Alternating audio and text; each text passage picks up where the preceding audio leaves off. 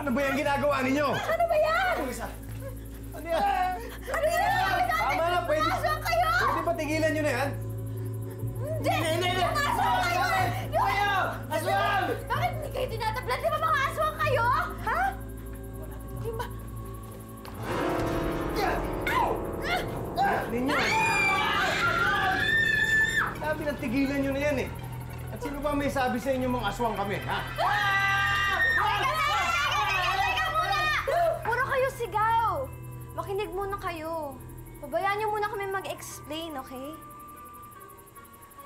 Huminahon muna kayo. Huminga kayo ng malalim.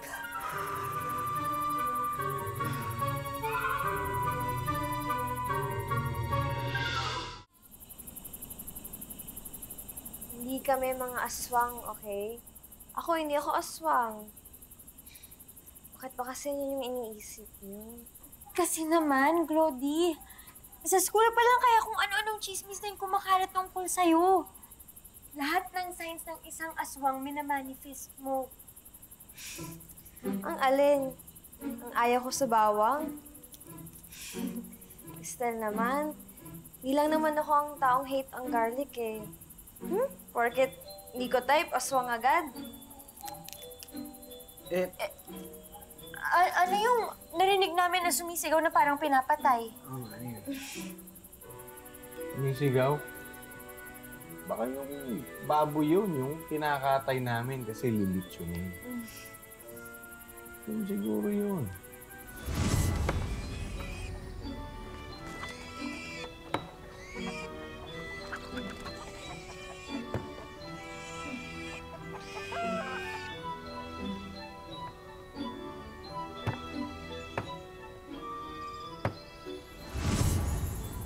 Paano po yung narinig namin na kalampag sa bubong? Maaari yung mga daga yun. Kasi marami sila dyan sa kisame. Mabuti na lang at lagi silang nakuhuli ng alaga naming pusa.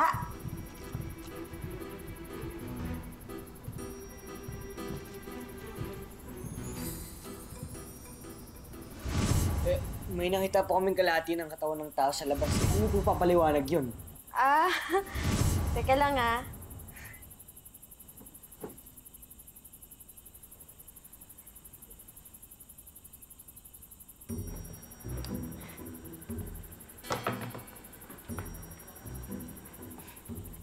Yan ba sinasabi niya? Ma, naiwan niyo na naman to sa labas.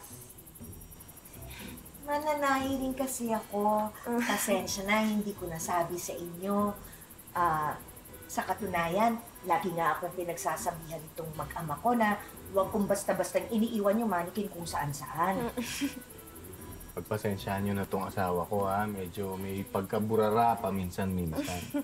Pasensya na. Paano po yung hinahandaan yung table sa labas kanina? Oo! Saan po yan? Di ba para sa alay yun? Di ba ako nga po yung iaalay nyo? Ano ba yung pinagsasabi niyo? Yung lamisang hinahanda sa labas, para yun sa isang handaan, sa isang salo-salo. Kaya pinaprepara yung lamisang yun. Hindi para gawin kang alay? Hindi! Bakit po kayo natuwa nung nalaman yung NBSB ako?